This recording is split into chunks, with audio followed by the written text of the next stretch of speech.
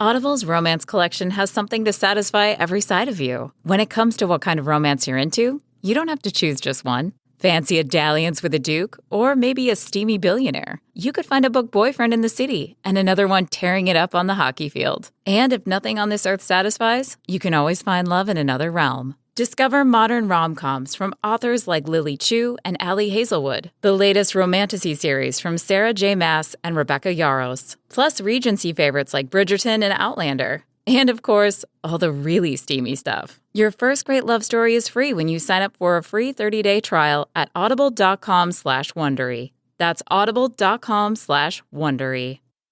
You buy a pair of socks, that's 2 socks. You buy a pair of Bombas socks, that's 4 socks. Because one purchased is one donated. Socks are the #1 most requested clothing item in homeless shelters. So when you buy a pair of super comfortable Bombas socks, you're also donating a pair. Bombas customers have powered over 150 million donations. So Bombas would like to thank you 150 million times. But we only have like 30 seconds. Go to bombas.com and use code AUDIO for 20% off your first purchase. That's BOMBAS.com and use code AUDIO at checkout.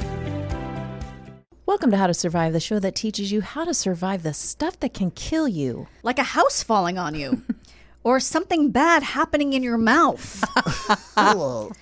Or blue dragons. And the stuff that just makes you wish you were dead. Like false reports of death and bad kissing. Ugh. Or skydiving. I don't want any of those things. You just mentioned those last 3 things. No, thank you. Yeah, no. Oh, you know what I'm into? What? Our theme song. Oh, let's play that. Ground is shaking under our feet. Mountains on fire, flooding in the street. Can't breathe the air, can't fight the feeling. Gobbling down Xanax ain't the way to be dealing. Gotta do better than just getting high. We gotta stick together if we're gonna survive. How to survive. How to survive.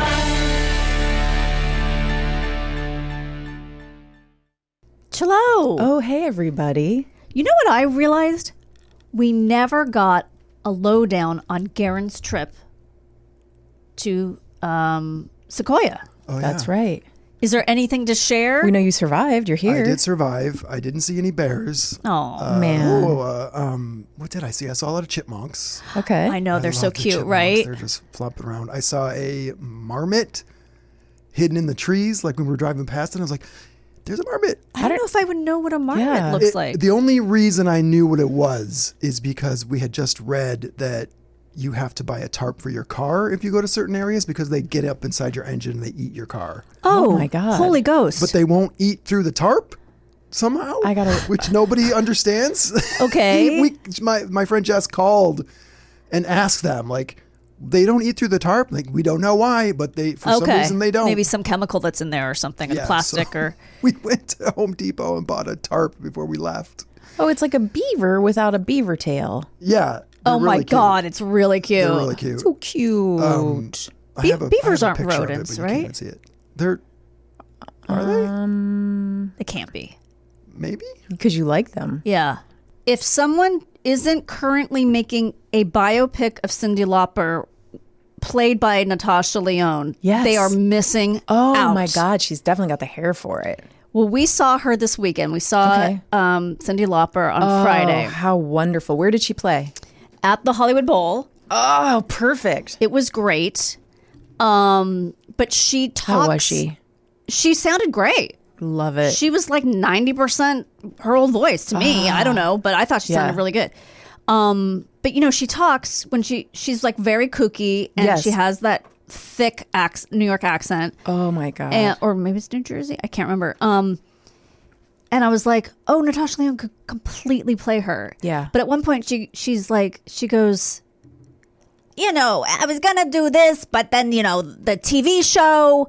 And I looked at Jimmy, I go, what TV show? And he goes, I don't know. It made me laugh so hard because it's just like you have no idea what she's talking about.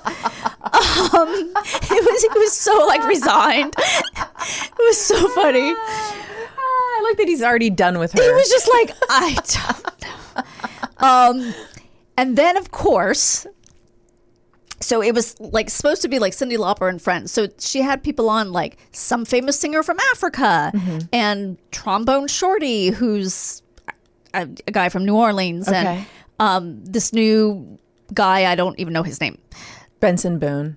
And not someone you would ever heard of. Yeah. So then the next day I'm looking at Facebook and it's people who went, that Sunday I'm looking at Facebook, it's people who went Saturday night. Okay, the next night. Yeah, and it was like, oh my God, Cyndi Lauper had Cher, SZA, Joni Mitchell. No. And I'm like, what the actual fuck? How did we, what?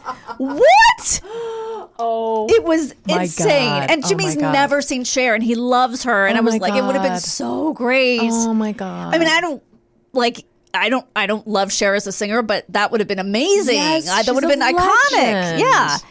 And so anyway, Yeah. but that said, it was still great. Of Still had course. lots of costume changes. Yes. Christian Siriano, she gave a shout out to, did one of her costumes. So that was very fun. That's really fun. And then yesterday we saw the kid because today Oliver turns 18. Oh my God, happy birthday. I am the parent of an adult, you guys. Well, legally. Legally. You got 7 more years of his brain growing. I mean, at least. And let's say he'll be 35 and he'll still be a kid till he's 35. Yeah. That's what I look at it like now that I'm old. Yeah.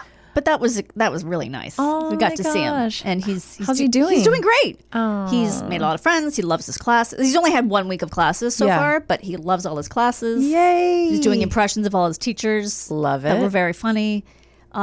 He's really good at impressions. He's really good at impressions. Yeah.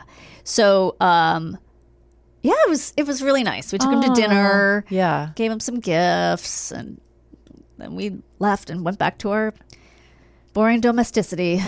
The So, empty nest. yes. But you guys did a little Labor Day trip, yes? We did. We went to June Lake, one of my favorite places in the world. It delivered, beautiful as always. Benji did his crayfish hunting at night. Did he get any? Oh, yeah. He got a bounty. Wait, do you eat crayfish? He does. Okay. I don't. They're not those little weird things that go into the... They're What am I like, thinking of? We used to do that where like the water would come up to the shore and then you dig in the mud and there'd be like little... I think those are more like, are those Disgusting. Are I those don't know. sea lice? Crayfish look like They look like Lobster. lobsters, but they're smaller. yeah. Oh, they're okay. like- they can get pretty big. Yeah, they can. They Did look- he eat them? Yeah, he and his friend Gael, because Gael went out with him. Yeah. They go out at night. It's cold at night there. It's like in the 40s. No, thank you. No thanks already. And the water's cold. Yeah. And But they're kids, so they don't care. yeah, they come back shivering. They go out and he takes a headlamp. He stands in the water So for cute. like an hour Wow. up to his like waist, catches them with his bare hands, Oh my God. puts them in or sometimes they use like a, why can't I use words? Ladle? A ladle. They use a ladle or they use a pickleball Paddle? It's not a paddle. It's a, what is it? You guys know, you're yelling at me right now. I don't... Paddle? A racket? Net? Net. Thank you. God, I said net. I said net. I didn't hear it. I was too busy in my head yelling at myself for not having words anymore. So they'll sometimes use a net, but he usually just uses his bare hands. And they were looking for the king. They were calling it the king. Okay. There's this mythical giant crayfish that they call the lobster king. And they're like, this year we're going to catch it because they saw it last year. Oh. Didn't, but they came back and it was like 11 o'clock. And he's like, now I'm going to cook them. And then they cooked. I went to bed. Yeah, I was like, I'm going I to bed would. with my Kindle. So Crazy. They stayed up and cooked them and ate them. And it's not much meat. It's I was like going to say, you need like 100, right? to- yes. But I think it's the whole idea of it, the adventure of it, is the fun. Do we want to get into our I topic? think we should. Absolutely. So, speaking of maybe unwelcome visitors, according to some, we're going to talk today about a tiny blue creature that's invading Spain's beaches. La Smurf? And you are not going to believe. Smurf? La Smurf. You are not going to believe these bananas creatures when you see them. Okay. Okay. The headline I'm going to share. We are all shocked warming waters bring a stinging sea slug to Spain's coasts. Oh. This was the New York Times article that intrigued me enough to want to talk about this topic today. I love it. It's really fascinating. Okay, so this is just from last week, okay? This tiny blue creature, it's capable of delivering one of the most ferocious stings in the animal world. They started washing on the shore in droves. Oh. On this beach near Guardamar del Segura. Okay. I'm botching that. So let's just understand I'm not saying that correctly. This is a tiny beach town in southern Spain. They kept appearing one after the other, after the other, after the other. Oh, my God. And at times on a massive scale, said Jose Luis Sayas. This is the town's mayor. Okay. They're mini marine mollusks, and they're known scientifically as Glaucus atlanticus or blue dragons. That's their fun name, is the Blue Dragons. I like that. It's also my son's soccer team. Is was it literally? called the Blue Dragons? Oh my God, that's funny. At one point, I think if you are any of you are parents of kids who've been on a local soccer team, you know you've either been the Blue Dragons or you've played the Blue Dragons, because I think it's one of the all most. named like There's always a Blue Dragon. So they're causing a stir in Spain. So far, officials have closed a handful of beaches across 4 regions, angering locals and ruining vacations for mostly Germans. Can you give us an idea of how big these animals are? Oh, I'm going to show them to you right now, because you must see what they look like. You're going to lose your mind. Oh my God. That is beautiful. That looks like an alien. They're beautiful, and they're bananas. Is that? Oh, that's in water. That is crazy. Aren't they? It doesn't give slug. No, tell you no. People have said they look like a Pokemon character. Yes, in one of the, what is it called when they transform with the stages? An evolution. An evolution, yeah. Here's another photo of it. This is the. Oh, so it's they're very tiny. They really do look So like it's like dragons. an inch long. Yeah, right? yeah. They're really. This one is in someone's hand. So yeah, you can Google Blue Dragon, or you can Google this name I said, which I'm going to repeat. Pacifica. Glaucus atlanticus. Oh, Atlanticus. I got the wrong. I think you used a skincare brand. Yeah, I do love Pacifica, actually. If they want to sponsor us, I'd be very happy, because I do use them. I like La Roche-Posay, if anyone's listening and wants to sponsor us. I guess I like Neutrogena. Okay, they're good too. CeraVe, are you out there? Okay, so 1,000 miles away in the Canary Islands, another mayor, okay? Uh-huh. And let's all just imagine every one of these mayors looks like the mayor from Jaws, just so we have an image in our mind. Got it. Was also managing a blue dragon invasion. I just have to say, you know what's driving me crazy right now is I'm down to 1 pair of readers, and they've also been chewed by Francis. Oh, So I keep Francis. thinking I need to clean my glasses, but they just have little tiny teeth marks at the bottom. Okay, we are all shocked. Alfredo Villalba Barreto, the mayor of Jaria, said he closed 2 beaches last week after a young child was sent to the hospital for a suspected blue dragon sting. We've never had this little creature here before. Huh. Scientists, okay, so Europe still has scientists, guys. Oh. That's why when I say scientists, and I know I'm your really faces confused. looked baffled. Yeah.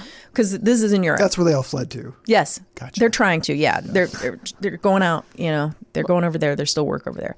They're concerned about blue sea dragons being in the Mediterranean because blue dragons are typically found in tropical or subtropical waters. Okay. Mediterranean's not either of those. No.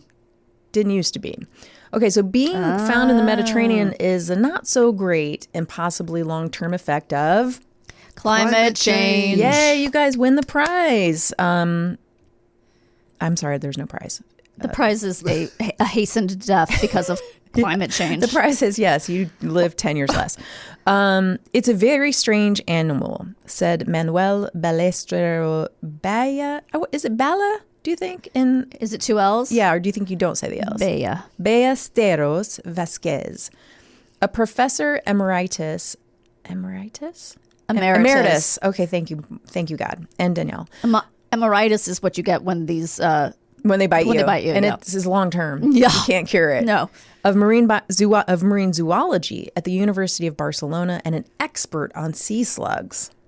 Okay, while most sea slugs live on the floor of the sea, the blue dragon floats on top of the water. Okay. And they float there by trapping air in their stomach. Oh. That's weird, right? I do that often. Yeah, I don't get to. Well, I've never tried it. Maybe I should go to the beach when I and see if have that all gas in my stomach. That was me the whole weekend in June Lake because of the altitude. Here's a couple science nerd facts from oceana.org that I thought, these are kind of fun. I'm going to include them in the episode. The super bright colors of the blue glaucus are an example of a phenomenon called countershading.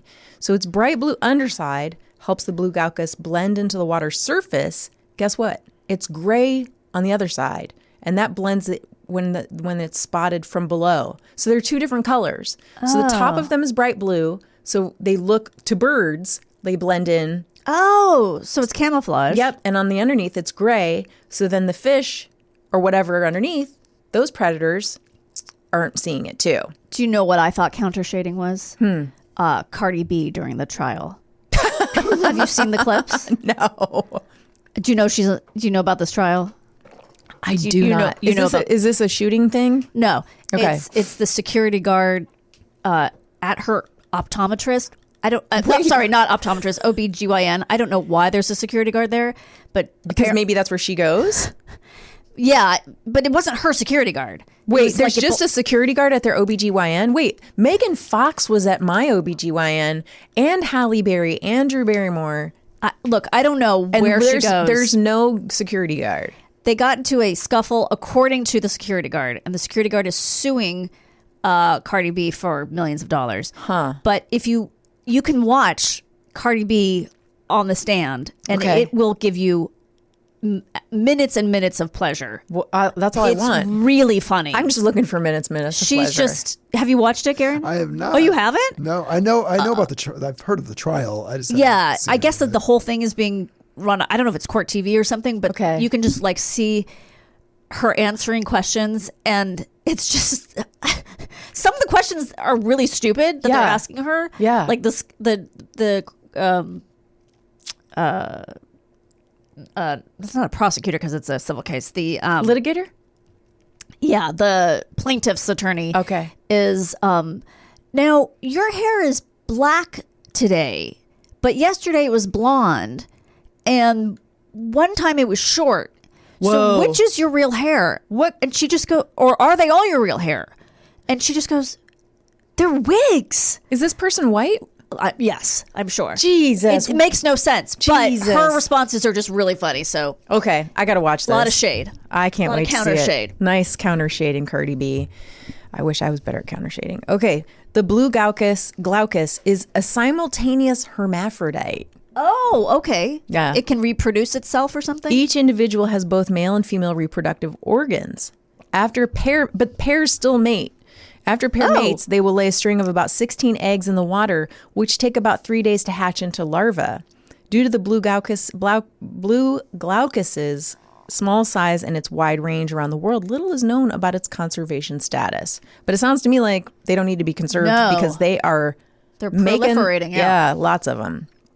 So I thought that was fun and maybe a little scary for us. It also has a rare superpower. Professor Vasquez explained this. It feeds on poisonous jellyfish and siphonophores, which I don't know what those are, and I should have looked it up, but I forgot. Including the venomous Portuguese man-o-war. Oh. It can take those stinging cells of the jellies and use them in the tips of its finger-like appendages and fire them. What? At predators or prey. Like pew pew. Yeah. I mean, talk about a Pokemon, right? Pew pew. Actually, I don't know what Pokemons do. So wait a second. It's not, in and of itself, it's not poisonous. It's poisonous because it's consuming poisonous, other poisonous fish. Correct. And so one of the struggles they're facing is not sort of knowing how poisonous the ones there are because they're not sure what they're consuming. But they also know that they're having what drew the blue dragons to the Mediterranean are the Portuguese man-o-wars that were also drawn to the Mediterranean because of the increasing temperatures.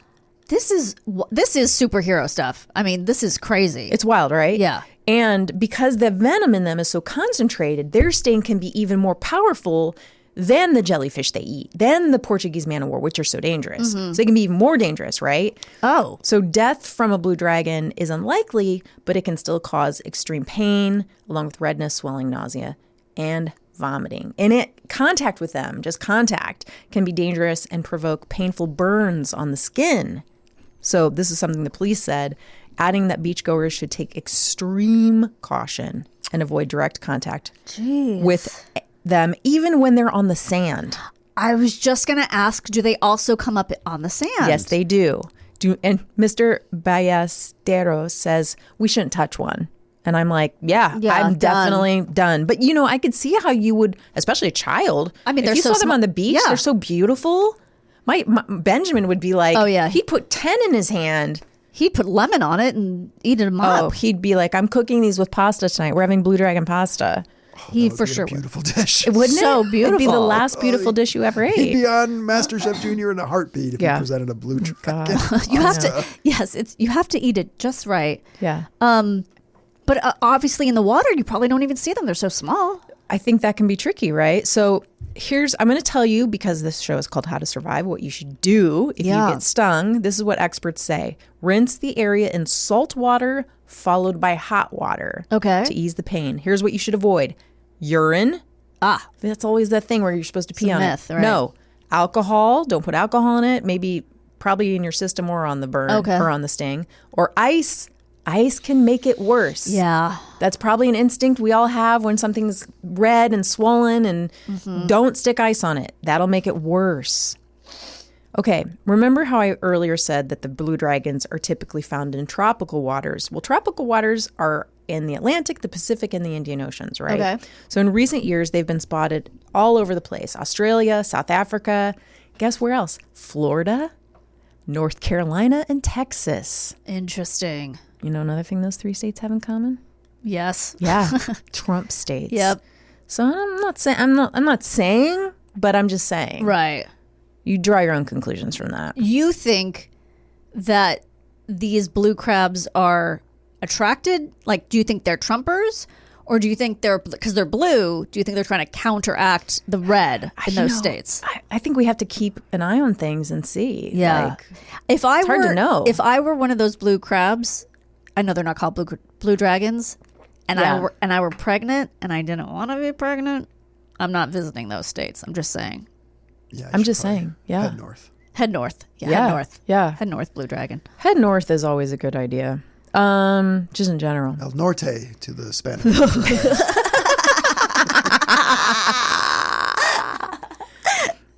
Okay, so I think I already said this, but I'm just going to say it again.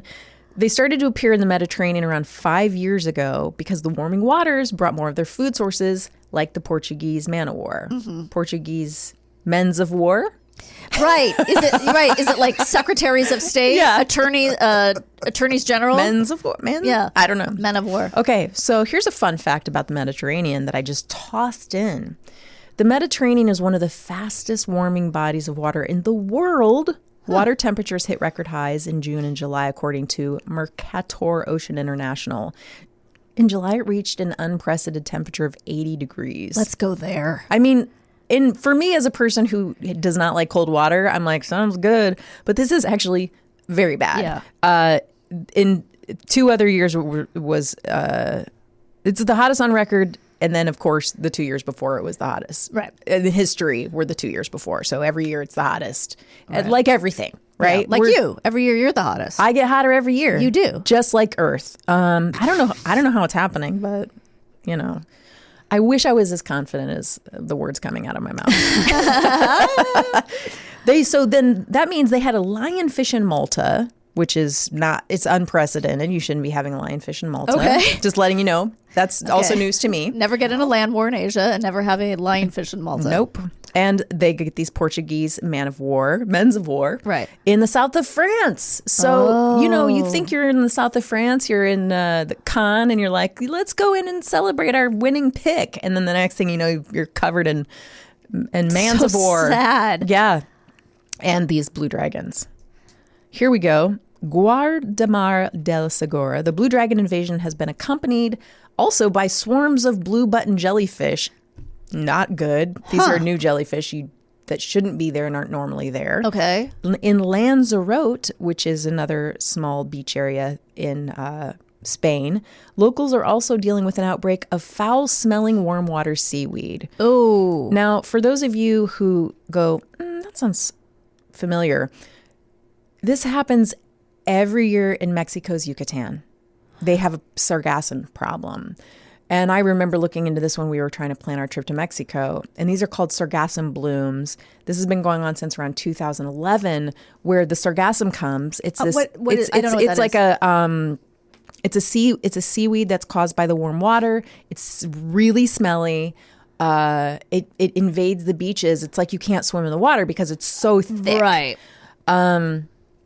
Guess what? It's caused by climate change. Oh, okay. And if you're like, oh, sargassum, what? Like, that would be a whole other episode to talk about what this is doing to coastal areas, and not just like, oh, it's ruining my day at the beach. I mean, it's taking so much oxygen out of the water. It's killing so much marine life. It's killing coral reefs. It's guys, it's going to bum us all out. So we can do a how to survive sargassum, and then we can all cry. Okay.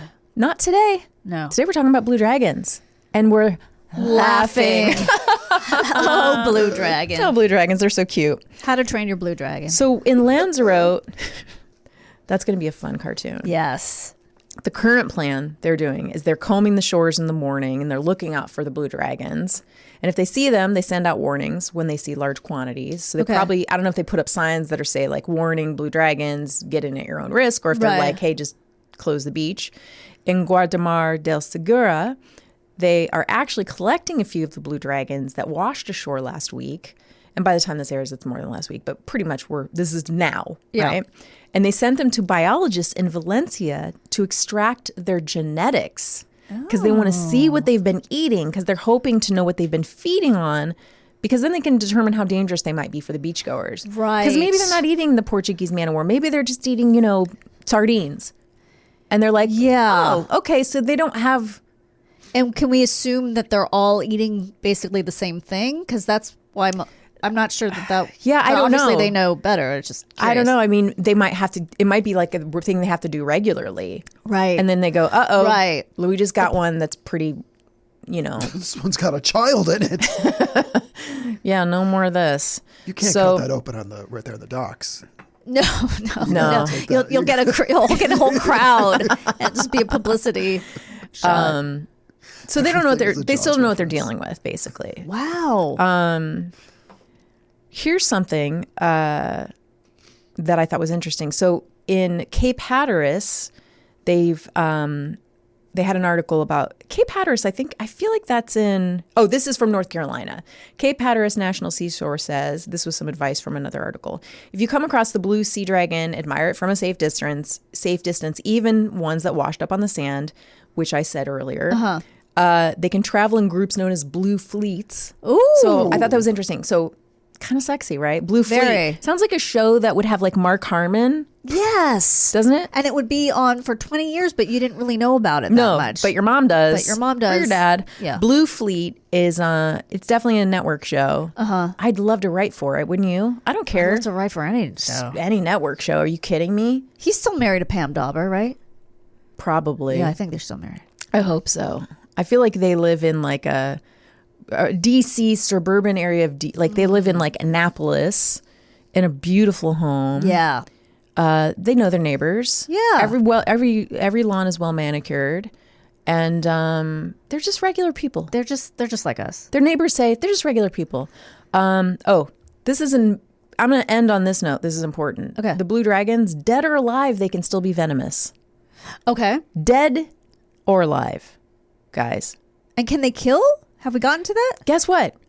This is important that you ask this question. It's the best question you could ask right now. Right. So congratulations. Better than, is Mark Harmon still married to Pam Dauber? I would say they're about equal. Okay.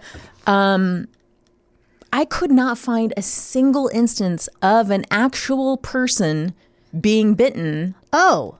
Except the story about the girl or the child, Yeah. the young child being taken to the hospital. Okay. And then I couldn't find any specific details on that story. Which is why my story is going to not be connected at all to a blue dragon. Okay. I was like, well, we're not going to tell a story about a blue dragon because there doesn't seem to be one in existence. Okay. I searched every possible iteration of blue dragon, the scientific name, sea slug. I searched story, bite, situation. Like, Did you go on Reddit? yes. Wow. I did. I went deep into Reddit. I went every way you could go on Reddit. Right. And I was like, how is this possible? I've never not been able to find like some. Yeah. I couldn't find a single person detailing. So maybe the danger is more theoretical at this point. Currently, I think we're going to start getting stories. Yeah, apparently. So instead, I have an instead. Instead, I have a fun surprise, which is we are going to get a current update on Erin Patterson, the woman who poisoned her ex-in-laws. Okay, thank you. With beef Wellington? Wellington. Yeah. And we have talked about this on the show a lot. So for those of you who maybe haven't heard previous episodes, anyway, that's the point. Death cap mushrooms, right? Death cap mushrooms. Yes. And so was this, what country was it? Germany? this is Australia. Australia, okay. Okay, so hopefully, I think within the update, anyone who doesn't know about this is going to get the Context backstory clues. and context clues. So I'm not going to go in and tell you the beginning because I think it's Right. all going to come out. But what this is going to tell you is all of the stuff she did to try to kill her husband. Because remember how I shared that he had said, well, she tried to poison me a bunch before she actually did poison Yeah. my parents and their sibling. But we still thought we'd break bread with her. Yes. And remember, he didn't go to that Oh, that's right, He that's didn't go right. to that lunch. So He's like, fool me 5 times. yes. I'll send my parents. Yes. I'll still let my parents go. Well, so this story from the BBC that came out a couple weeks ago will shed some light on all of that and will give details that weren't admissible in court but have now become public. Oh. And I was like, Bring it on. all we've wanted. Yes. I mean, I've been very interested in this story, and I think we did a story on death cap. So if you want to know more about this, go to our episode How to Survive Mushrooms, because we talked about death cap mushrooms. That's the episode. I don't know the episode number. I just know it's about mushrooms. Okay, here we go. Convicted triple murderer Erin Patterson. So she was Right. convicted of triple murder. I believe it was her in-laws and one of the in-laws' Siblings. sisters. Yeah. Okay. And that comes out, I'll tell you. Okay, sorry. Well, no, please. So she allegedly also tried to repeatedly poison her husband. So they were not together anymore. And I'll get into that too, including with cookies. She claimed their daughter had baked him. Oh, that is dark. Yeah, right? So last month she was found guilty of murdering 3 relatives and attempting to kill another with a toxic mushroom-laced beef Wellington. 50-year-old was originally charged with 3 counts of attempted murder against her estranged husband, Simon Patterson, but these charges were dropped without explanation on the eve of her trial. Okay. The details of the allegations, which Patterson denied, were suppressed to protect the proceedings, but can now be made public for the first time. I don't really know what that means, but who cares? We're going to get the details. Okay, so 3 people died in the hospital in the days after the lunch on 29 July 2023. Her former in-laws, Don Patterson, 70, Gail Patterson, 70, those were the parents of her ex, Right. as well as Gail's sister, Heather Wilkinson, 66. Local pastor Ian Wilkinson, Heather's husband, recovered after weeks of treatment in hospital. Right. Okay, so that's the guy that survived. Okay, it's like an ex-in-law removed. Yeah. So, in lengthy pre-trial hearings last year, Mr. Patterson had detailed what he suspected was a years-long campaign to kill him with tainted food, including one episode which had left him so ill he spent weeks in a coma. Jesus. And his family was twice told to say their goodbyes. What? Right? Can you believe this? In a quiet moment during the early days of Patterson's trial, her estranged husband choked up as he explained his sorrow to a near-empty courtroom. Okay. Near empty? You're not waiting in line for that trial? I know. How is this not packed? I have a lot to grieve. he said to the judge, sitting in the witness box as the jury prepared to return from a break. The legal process has been very difficult, especially the way it's progressed in terms of the charges relating to me and my evidence about that, or non-evidence now, I guess. So I think a lot of it he wasn't allowed to use. I'm sitting here. Is he claiming, I'm sorry to interrupt you. Yeah. Is he claiming this is a kangaroo court? I think it actually is. Yeah. He was actually talking to kangaroos. I'm sitting here half thinking about the things I'm not allowed to talk about. Oh. And I don't actually understand why. It seems bizarre to me, but it is what it is. What he wasn't allowed to talk about, the elephant in the room throughout the trial, was his claim that Patterson had been trying to poison him long before the fatal lunch that destroyed his family. He gave evidence during pre-trial hearings, which are a standard part of the court process and allow judges to determine what evidence is admissible.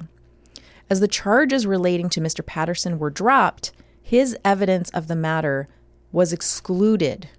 But he explained that as far as he knew, it all began with a Tupperware container of bolognese penne. They also say that backwards? In November 2021. They separated in 2015, though they still aren't divorced, and he thought they remained on amicable terms. Okay, so they'd been with the first time he knows of that she really poisoned him. They'd been separated already for 6 years. He noticed nothing untoward in their relationship at that point. If by nothing untoward you mean anything that would make me think she would try to kill me, correct. Like he has a sense of humor. Okay. But after eating that meal, he began suffering from vomiting and diarrhea and spent a night in the hospital. I had the idea I got sick from Aaron's food.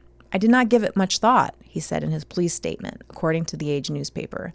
Months later, in May 2022, he fell ill again after eating a chicken korma curry prepared by Patterson on a camping trip. What? Why are they going camping with your ex? You know, they're doing, what is it called? Conscious separate? Uncoupling for the kid. Yeah. You know, that's what you do. Yeah. In the rugged mountains and alpine scruff of Victoria's high country region. Oh, I bet that's beautiful. Yeah. But it's like... When you're not puking. Yeah, when you're not eating chicken korma curry. That does not sound like something you should be making at On a a camping campsite. trip. It sounds very fancy for a know. camp. I'm quite impressed. Plus, she probably had to make 2 different versions, right?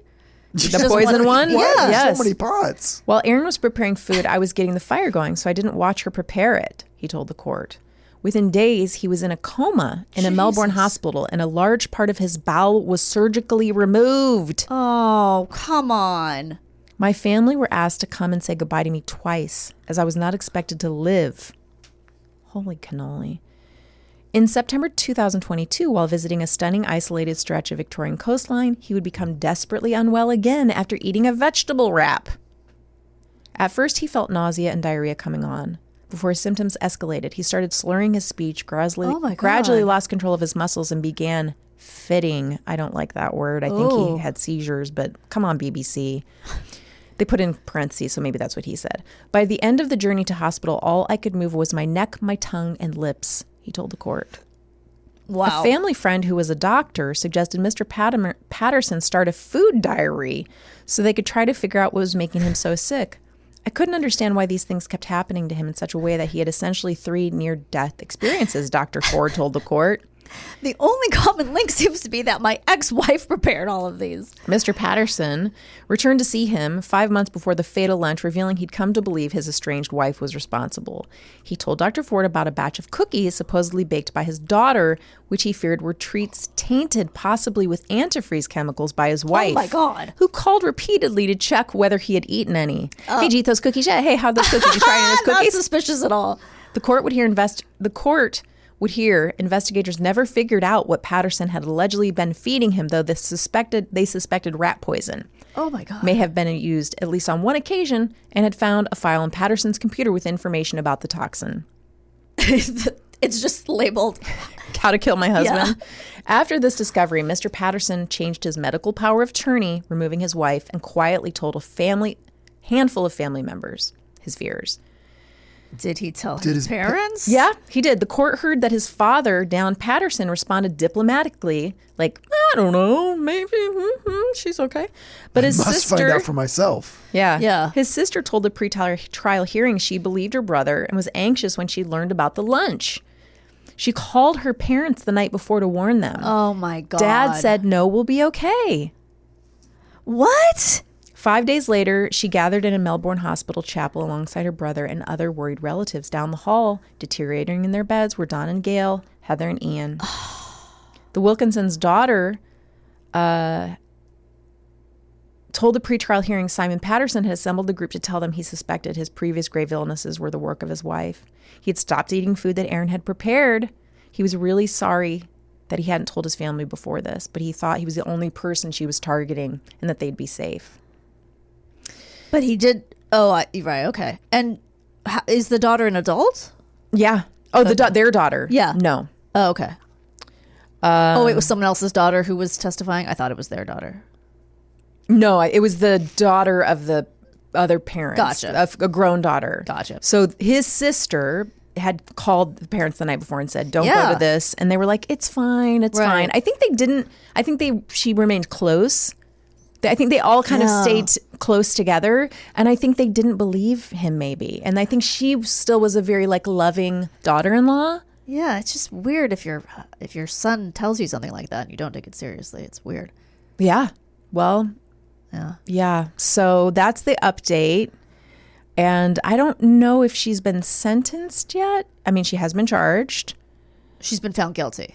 Of 3 counts. Right. Yes. Wow. Triple murderer. Holy moly. So yeah, I think that's. Let me just check really quickly, and we can always do this in What Did We Learn? Why don't we go to. Should we take a break? Let's take a break. Let's take a break, and then in our What Did We Learn, we'll find out if she's been sentenced. Sounds good. All right, everybody. Bye. Bye. I've got 20 minutes to Run Club meets, and it's time for a quick pre-workout snack. Go-Go Squeeze Active Fruit Blend to the rescue. Made with select B vitamins to help release energy, it's an easy, squeezable pouch made to move with me. The taste, so good. And made with real fruit, even better. Whether I'm hitting the trail or meeting my friends on the court, this is my go-to on-the-go snack. Quick, easy, ready when I am. When it's go time, I go with Go-Go Squeeze Active. Snag yours on your next door run. Search for Go-Go Squeeze on Amazon. Hello. Welcome back. Welcome back. How was your break? Pretty good. Yeah? Yeah. Nice. Got a lot of stuff done. Nice. Yeah. Getting all your goals accomplished? All of them. Wonderful. I have a vision board in my head, and I just, every day I'm just checking off 12 things. Oh my God. I know. Look at you go. I'm really productive. I love that for you. Thank you. How was yours? Same. Also vision board in your head? Yeah. Right. It's like an Oprah style. I cut things out of magazines. Right. I subscribe to all the magazines. Marie Claire. That's the only magazine I can come up with. Okay. Just that one. Well, it's probably pretty big. Yeah. Well, on the first half of the show, we were talking about how to survive the sea. Yes. And now we're going to talk about how to survive the sky with Nikki Nash. Hi, Nikki. Hi. Thank you so much for coming on. Oh, God, I'm thrilled to be here. Welcome. Thank you. Nikki is an author. She just wrote this book called Collateral Stardust. And can you give us the subtitle again? Oh, yeah, it's Chasing Warren Beatty and Other Foolish Things. Oh, I love that. That's a great subtitle. Oh, thanks. Yeah, one of the foolish things is what we're going to talk about. Yes.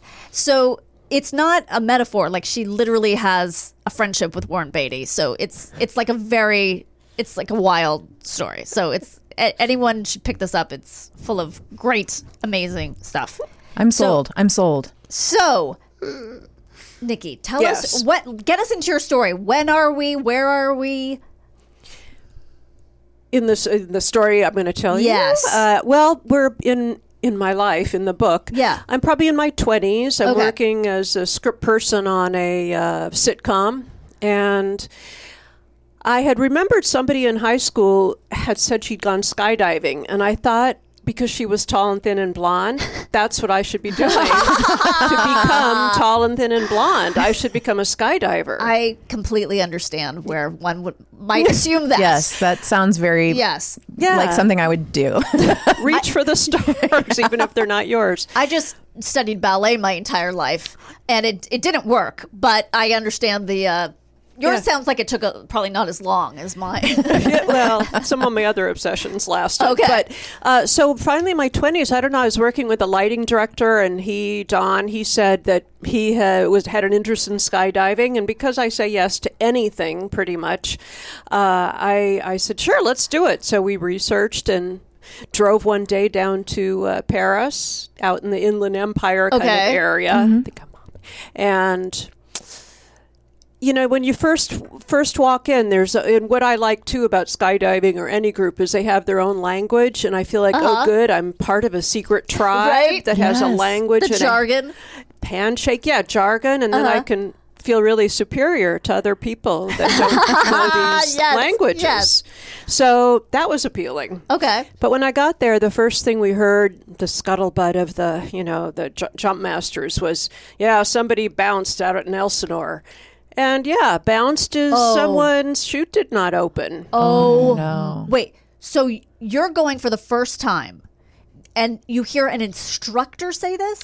Yeah, there are two places, Paris and Elsinore. Our instructors at Paris, almost in a haughty, bold, we're superior way, said, Elsinore, somebody just bounced. And we're like, what, bounced? Yeah. I don't think that's something they should be saying out loud to anyone who is paying them to be in their care. I agree completely. We decided to proceed. Okay. And first we learned that you have to learn how to drop and roll, which is you jump off a 9-foot table, basically. You have to look at the horizon, bend your knees. As soon as the second your feet out the ground, you roll. Okay. So we practice that over and over. This is a dumb question. Please. 9 feet, that's a lot for me. Well, we started at 2 feet. Okay. You worked your way up. So you're doing it, you don't have a chute on at 9 feet, No, right? no. Okay. So I would require a chute. Yes. I would be like, can I just have a handkerchief? So is it onto a mat? No. What? No. You're not going to jump out of you're a not going to plane have a mat. onto Okay, mat. But that's true. Okay. So was it scary to jump the 9 feet? yes. Yes, I would think so too. It was very scary. that's high. Just Yeah. like, the first Drugs Free, you jump from 2 feet. Yes. And then you jump from a table. And Right. what's table plus Yes. another foot? And then Right. what's the top of a door? with no a big line deal. of coke. So you practiced for a while. Yeah. And is it a big group? It's you and your friend and then We had about 4 in our group. There Okay. was me and Don and then 2 other people and Jump Master Jeff. And Okay. your Jump Master becomes almost your god because he teaches you everything.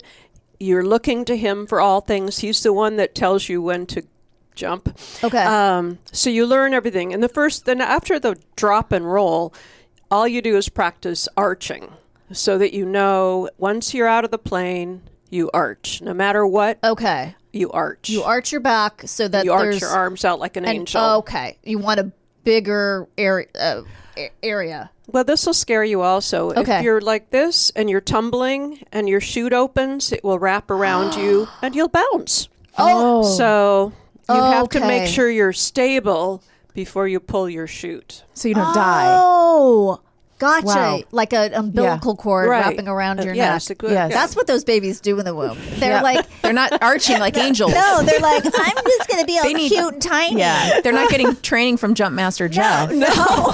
Arch and come out. Arch. That would probably be harder for No, us. that would. Yes. Yeah. Ow. Okay. So, all right. So you learn how to arch and to roll. Okay. Now what happens? Well, there's a progression of things if you're a committed jumper.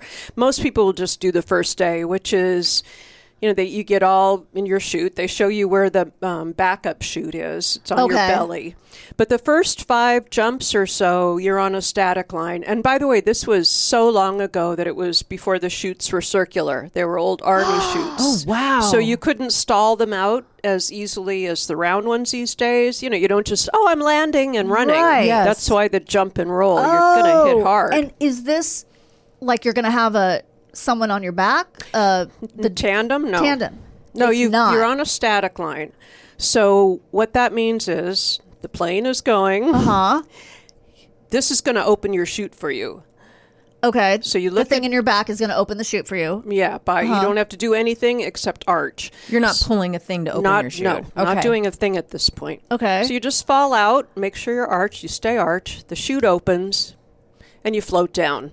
That's Okay. it. It's easy, right? Okay. But what does a tandem line mean? I mean, what does the line mean? What is what? You That's Static said line. a static line. That means that you're attached to a thing that the second you exit the plane, it pulls the chute for you. Oh, got it. I thought you meant you were still attached You're to the static. airplane. You don't want it like like a lightning rod. Yeah, right. Okay, so you have to do this by yourself. Yes. Back then it was by yourself. Oh my God, that is too scary. Yeah. But you're not supposed to touch anything. You're not supposed to have to touch anything else. Right. So you can. It's a false sense of confidence because you think, oh, all I do is that, and the rest is easy. You just which fall. It is. You fall and then drop and roll. Okay. So, are you seeing other people go before you, and are you terrified? Yes. Okay. The creepiest part is as they go over the drop zone where you're aiming for. He watches the wind sock, to see at what point you should jump out. At that point, he says, kill the engine. No. And I know, the kill the engine was like, okay. But then you're about to go. Oh my God. So I'm scared right now. I know. I'm going to puke. Just because, we all change through our lives, and sometimes in our 20s we're different people. When you're in your 20s, are you just like the whole time, are you like, yeah, I'm doing this? Or are you kind of like, what did I get myself into? Like, what's your mindset? it was kind of in between, because I remember also doing stand-up, and I would be backstage about to go out, and it was the same exact feeling of, why did can I turn around? Right. Yes. This was a bad idea. This is Right. horrible. Right. And then the curtains open and you're either horrible or not, but you survive. So Okay. I think I was probably just searching for any kind of endorphins and an adventure. Yeah. Maybe a good story. Sure. I don't know. Yeah, Right. Yeah. Okay, so it's your turn. Yes. And so the first day, nobody bounced, nor for any of the story. Oh, so this is a multiple day excursion. Yeah. So I did on my first day 2 jumps on the static line. Wow. And was it exciting? Was it thrilling? You I think what was amazing was once the chutes opened, there's a false sense of life is worth living because you are still alive. False. You have to create these experiences to be happy to be alive. Yes. It's sad, I know. Yeah. No, I totally, I get it. totally understand what you're I saying. must feel the most fear or the worst I've ever felt just to know Right. that, like, it's worth There's a doing point this. to this. If you live through it, you'll be happy. Yeah. I mean, it's a strange bar to set up for myself to have joy, but No, it's hysterical. So you land, you did the Drop falling, and roll, you yeah. did everything right, and you're like, I can do this. yeah. So I we do go this. up and do it again. Okay. Getting close to Jump Master Jeff. Dawn and I, then, okay, we go home. Of course, I did have a thermos of vodka in the car, which I didn't hit before jumping. But Right. as soon as Probably we're a good driving idea. home, it's a cocktail or 8. Yeah. Love it. So- Very smart. So I don't know if the jumping was to enable me to drink because I didn't want to admit I was an alcoholic. It's like, well, surely if you jump out of a plane, you can have a thermos of alcohol. Yes. Come on. So Yes. I just reward myself if I've done my laundry. You kind of go to extremes. yes, I did. Okay. I don't know if it's works for you. denial. Yeah. Okay, so but you're excited to go back. You're Yeah. like, I'm into this now. I'm a person who jumps. I'm a person who jumps. I'm a jumper. new now. identity. I'm a skydiver, and you're not scared. I don't know what I'm an idiot maybe, Okay. but I think the exhilaration and the payoff was so great that you get Yes. used to that. And so Dawn and I, and having a partner, Dawn said, well, so we did it the next weekend, and that went fine as well. 2 static lines, Yeah. and all that. Then we started learning how to do it without a static line, and this is where I ran into trouble because we were now those first few were out of the big DC-3, so you just like fall out of the back and it opens up and you're good. Now Okay. we're in a little Cessna. Oh boy. I just hear that and I'm like, I those know. planes No. crash. This will make you ill. A Cessna with no door. Nope. Oh my God. There's going to be a 60s rock stars dying any I know. second now. So here we are, Okay. Jump Master Jeff. Yes. It's my turn. It's like, third or fourth day or weekend. And now we're going to do an exit where you hold onto the strut of the wing, put your feet on the wheel. Wait, what? This is like Tom Cruise I know. stuff. Wait a second. Wait. How did we go from a static line to you're holding onto the wing? What are you talking about? Why? Well, she's like a serial killer. She acclimates so fast, and she's like, nope. Now I looked at somebody online getting porn. Now I got to start killing people. Right. Like really fast. Raise the bar. I guess they want to promote you quickly, but once you've learned how to fall out of a DC-3, and they witnessed you falling and all that, then you're going to start learning how to exit in a different way. And that different way is through the Cessna. So you put your hands on that. Okay. Your feet on the wheel, and you're just like, the 1930s Daredevil movie. I just wanted a big scarf. But, oh my God. So I'm standing there, and I know to look at Jeff. He's very calm. He's saying, remember to arch. Okay. Remember to arch, count to 3, and then open your chute. We've practiced that so many times. Arch. Count to 3, open your chute. So, and it opens from the front. Do you have to pull a string, or do you have to? That's a good question because, and also with the arching thing, there is a big handle here, like a pulley of a drawer, and if you're arched, you have to pull this one in here and this here, so you don't start tumbling. So you pull them at the same time. Okay. And you pull this one. This hand's doing nothing. Okay. I And see. as soon as it opens. So like your right hand pulls and your left hand doesn't have to do anything. Yeah, but you just come in, grab here. Open up and in the with your right angels. hand. Okay. Yes, Wings. angel. Okay. And then as soon as it pops open, you just, then you're happy. I have a dumb question. How do you know not to sort of hit a wing? Like, I'm just thinking as you're at the plane, you step out.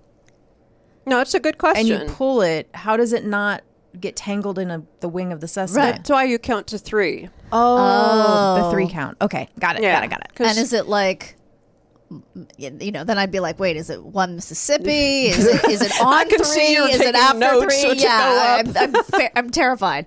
Okay. Notes fly out of your hand when you jump. Yeah. Oh no, the notes. Also, likes doing a stand up. Yeah. Should be bringing the notes with you. Yes. What did I do? So you're on the wheel. I'm on the wheel and on the strut, and I'm Jumpmaster Jeff, very calm. The jump masters like our old army guys. Okay. Oh, okay. And so it's always interesting to develop this loving relationship with this guy that. Yes. Anyway, so he goes, okay, hands on the strut. Put your feet on the wheel. I'm about to look at him. My hands slip off the strut. They're too small. Head over heels. What? Everything goes out of my head. And you're tumbling. Tumbling to the earth. Oh, no, Sky, no. earth. Sky, earth. Freaking out. I think everything's happening so quickly. Oh my God. And somehow the old training popped in because at like 500 feet, I just went, arch. This. And you it opened. And I landed right then. So little did I know, I got chills. It was so scary. But little did I know, as soon as I fell off the plane, he dive bombed out and tried to come down to me, because if you do dive bomb position, you go much faster. Okay. What could he have done? Well, he was going to then try to grab me and open his own chute. Oh, wow. But mine opened right at the last minute. And so we land, and I'm alive. And he said, don't ever do that to me again. And I said, did I plan to fall off the plane? Yeah, because you don't get to practice grabbing. Could we be on the ground and Yes. just see if my hands are big enough to hold a strut? So you're saying your hands are actually not big enough. That was the problem. to hold on. They just slipped off. yeah, either that or I was sweaty or whatever. Yeah. But And it's windy up there, I assume. yeah, It's not. I mean, you're flying. yes, exactly. I love how you're telling the story, and as it gets more intense, that air purifier's getting louder. yeah, just to add to the. It's just adding to the drama of what's happening. So That is so scary. okay. Do you know how many seconds you were tumbling before you got to open it? It felt like maybe 8. Right. Holy ghost. And then when you landed, you had presence of mind to land correctly and do all of that? Yeah, I think by then it's second nature. Okay. So now when you go to bed at night, does this like run through your head? No, I went up again and fell off the plane again. What? Well, at least you know how to do that. Yeah. What are you talking about? What? The same day? Yes, I figured. Well, your I hands did didn't something. grow, Nikki. Why would you do this? Okay. I don't know. I don't know. I wanted to please Jumpmaster Jeff. I have no I idea. can see that. That was jump number 5. I broke my ankle on jump 18. What? Yeah, and that was the end of my skydiving career. Okay. Wait, is that within? That's not the same weekend. No, it was probably about 2 months later. So you did it again. Is this time you're able to hold on? Jumpmaster Jeff said, let's try a different exit for you. I said, why don't we? Right. So for me, I had to sit on the edge of the plane where there's no door. Everything's going by. And then you just fall like a drunken sailor into your soup while you arch. So Okay. it goes, okay, go. And then you Fall pull it. forward and pull Yeah. it. That And- makes more sense. It does. Yes. So that's what I did. And then, How did you break your ankle? Well, I will have to cop to vanity to some degree because High heels. we had not far from we were supposed to wear army boots to Okay. protect your ankles. Sure. And because the shoots are so slow. And I went to, do you remember Beverly Hills, Camp Beverly Hills? It was this cheesy store that had cute stuff. It's probably, 40 Maybe. years before your time. Okay. It sounds Anyway. so familiar though. Maybe. I went and got like cute high top sneakers Okay. because I wanted to be a cute skydiver. Sure. I bet you were. Yeah. And so on that 18th jump, before the 18th jump, they train you to have a longer fall Before you open the parachute. So you get to More about of a free fall. like 8,000 feet or so. You have a 20-second pre-fall. Okay. So I'm doing well. I'm 18th jump. I'm up to a 20-second free fall. And just with these dumb shoes, I hit like something in the dirt and just twisted it. And And you're like, I'm done. That's yes. enough. Yeah. And yeah. 18 though. That's really crazy. impressive. Most people don't ever do it once in their whole life. I will never do it I'll once never in do my it. whole I'll life. never. Are you an adventure junkie in that you did a lot of other kind of things like that, or was that your big sort of adventure thing? Are you like, Well, I also like to mountain climb and rock climb, and do you think you're a risk taker in general? Probably not anymore. Maybe in different ways. But like I mentioned, I mean, stand-up was really a pretty stupid thing to try because it wasn't like a big, huge goal of mine. I just thought, oh, well, sure, I'll try this. It's funny because the risks now seem so mild, but just as exciting, like telling the truth to someone you're afraid to talk Yes. to. I mean, Yes. that gets the adrenaline going. 100%. Absolutely. Yes. So a lot of these things, I don't do big deal stuff anymore. I mean, there is a little strange name droppy thing if I'll jump into Sure. here, but Yeah, please. because We'd love for that. I was going to say it's about memory anyway. Because the skydiving thing, I had date books. My dad had date books as a musician, and they were every job he had, and then 4 p.m. Warner Brothers, Okay. mow the lawn, Black Panther party, fundraiser. I mean, we had this childhood that was crazy. Right. Black Panther party. Okay. And then mow the lawn. Great. I mean, they were all had equal value Yes, in his yes. date book. And so I Right. started one when I started in TV and before that. So I have, the date that Warren came in, when I actually talked to him another time, blah, blah, blah. And so after we were seeing each other a while, whenever he made a movie, I wouldn't see him because he usually hooked up with the lead. And so that was just okay, fine. Is he free yet? But in the meantime, I went out with Jack Nicholson. I guess maybe that was their through line to each other. Yes, whoever yes. God. I mean, I wasn't into Jack Nicholson that much, but he did invite me to a dinner party at his house. And I mean, at the dinner party, it was me and him, and I'm like, oh, okay.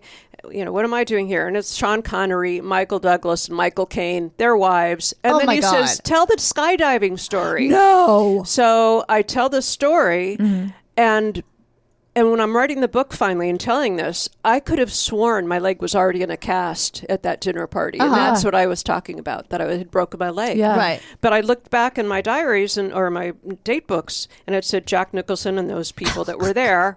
And then a month later, it says broke leg skydiving. I'm like, So I realized I must have told the story of falling off the plane. Yeah. Memory's so crazy like that, right? And you can swear by it. And Yeah. people don't know why, you know. The most shocking part of that story to me is that Jack Nicholson listened to you when you told a story and then remembered it. I just have this notion of him as like the worst person. Like I actually have found him sexy at times. I actually had a sex dream about him once. Nice. Lucky you. But he seems so, I'm sure it's because of his characters or whatever. He seems so like A narcissist? like he would just hate women. Yes. Does he? Yeah. Oh, he does. Okay. Well, I mean, no, I don't know if he does, but I will say, I mean, as far as I got with him was kissing. And what I realized is it was never going to go further because I didn't like kissing him because he kissed like that he was the most important thing in the world. Kissing Warren was like you were the most important thing in the world. So there's a huge difference where the energy's going. Holy moly. Yeah. This Yeah. is good.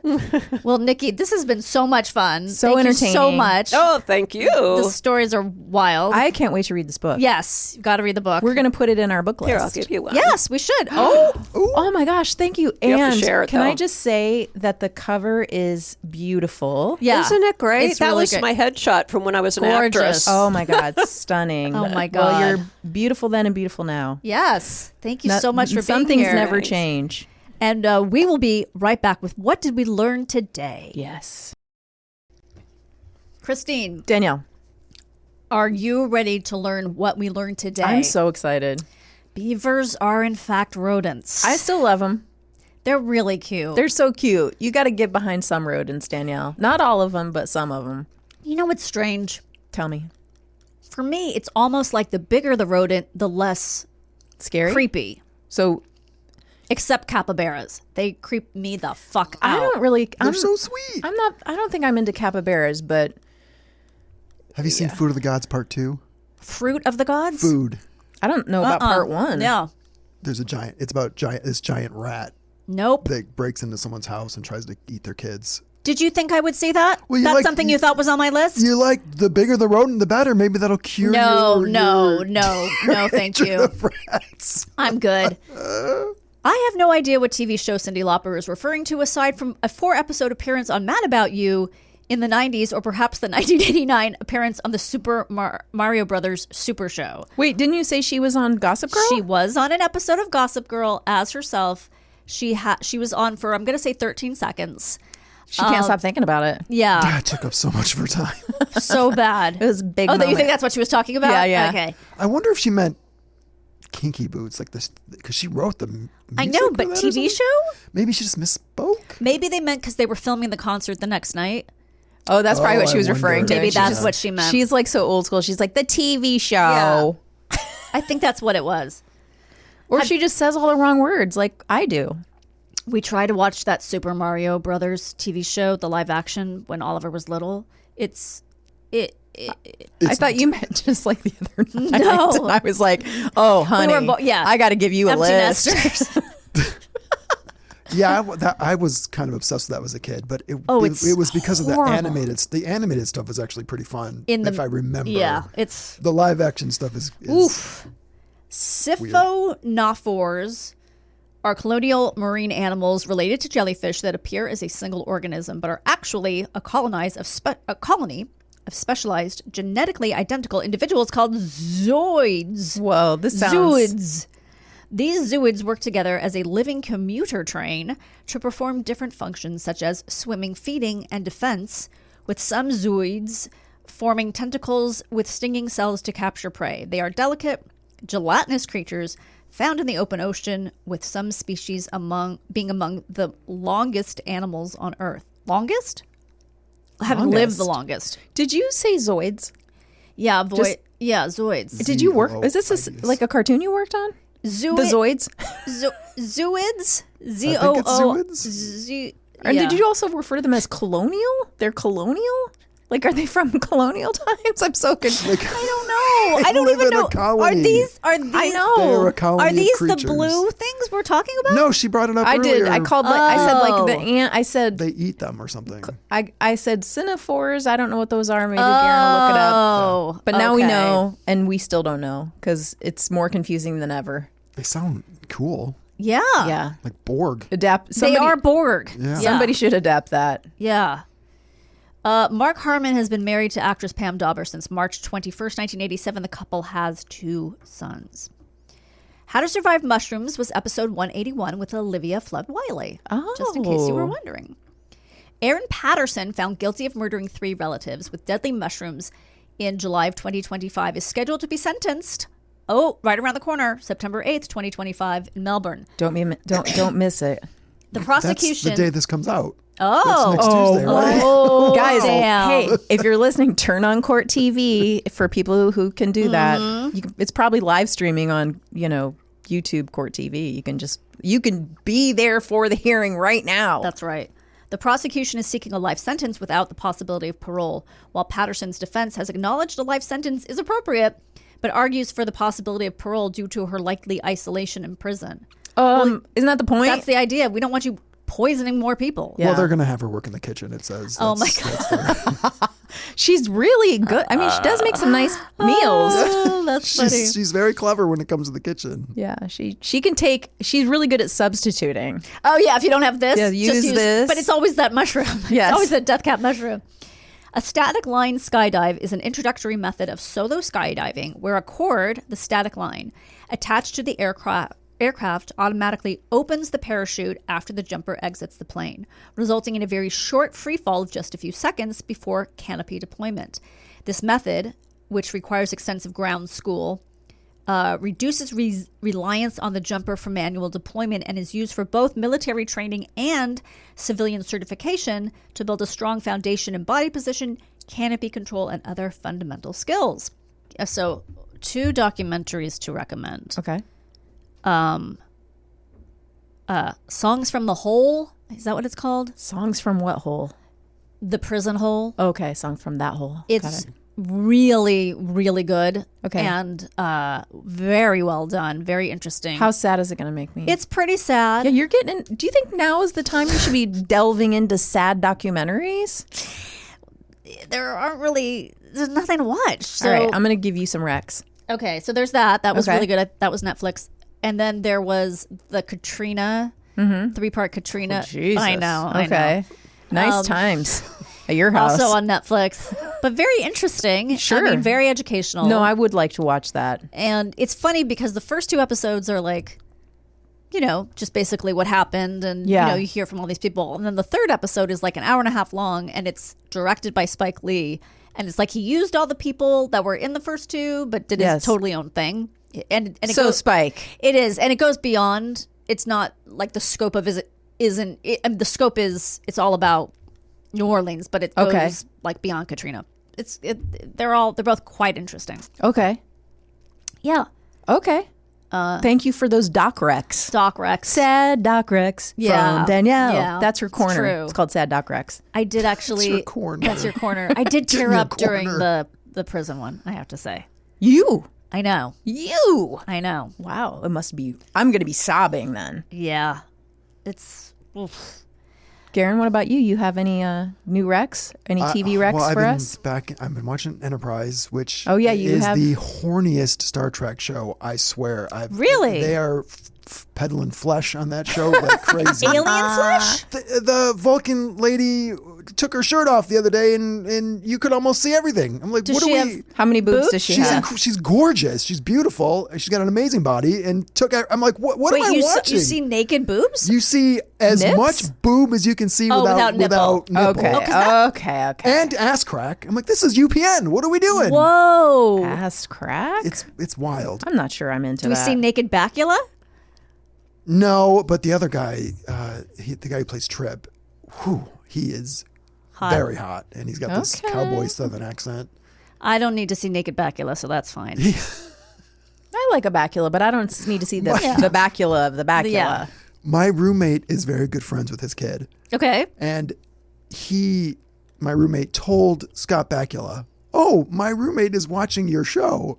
Oh. And he's like, "What show?" Enterprise from 20 years ago? Oh, yeah. that's I'm like, funny. that's very weird that Scott Bakula knows I'm watching his show. Everybody wants attention. Yeah, that's Even true. the people you think get enough of it, They want the most of it. Yeah. Mr. Usually. Bakula, enjoy that residual check. That's courtesy of me. That's my gift for They you love, for Christmas. love to hear it. How is, we never even asked you, how is the roommate working out? Good. It's really good. Okay, Yeah, good. every day he comes in saying, I'm so glad I live here. Oh, that's so Yeah, nice. Anybody would be lucky to live with you. That's right. Yeah. You know what? Anybody would be lucky to be your partner. Yes. Thank you. I agree with that. I think you would be. That's like, what it I says on don't- my Grindr profile. You're lucky to talk to me. I think I don't know why you're single because you're a hot piece. Here comes the sexual harassment. Are you Oh, ready? no. Coming from Kimmel. So we checked out a show called North of North. Okay. It's a sitcom. It is What country? You know what? I don't know. Mary Lynn Racecub's in it. Oh. Am I saying her last name right? Ricecub. Ricecub. But she's really the only white person in it. They're all, I would say they're Inuit. It's north of north, like north of Canada. Gotcha. It's way, way, way up north. I think it's got a lot of promise. It gives Okay. a lot of Northern Exposure vibes. You didn't like Northern Exposure? I loved it. I think it wouldn't hold up if I watched it now, but I at think the time, it would be cringy probably. but at the time I loved it. I think it would be very bad if I watched it now. I don't think it holds up. But so when we started, I was like, oh, okay, this isn't going to be funny, but I'm going to just enjoy watching 20 minutes of a TV show that doesn't tax me very much. Right. But it actually kind of won me over by the end. Okay. In a way that I was like, still wasn't like, it wasn't an LOL, laugh out loud sitcom for me, but it surprised me in how sort of it got more complex as it went on. It's beautifully shot. I enjoyed watching it. Now, Where does one watch this? that's a good question. I think it was on Netflix. Let me see if it says in this is description. Netflix. It's Netflix. Okay. It's a So- Canadian show. It is a Canadian show. It's Canadian. I think it's worth, like, if you're like, I'm gonna watch a sitcom that's not gonna make me laugh necessarily. Other people might laugh watching it. I didn't Right. laugh, but I was like, I want to see where this goes. I'm interested.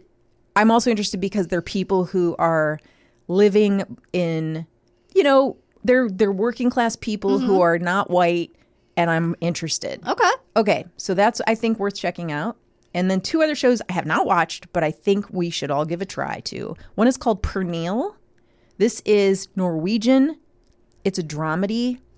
It's compared to Better Things, which is one of my favorite shows of all time. Oh.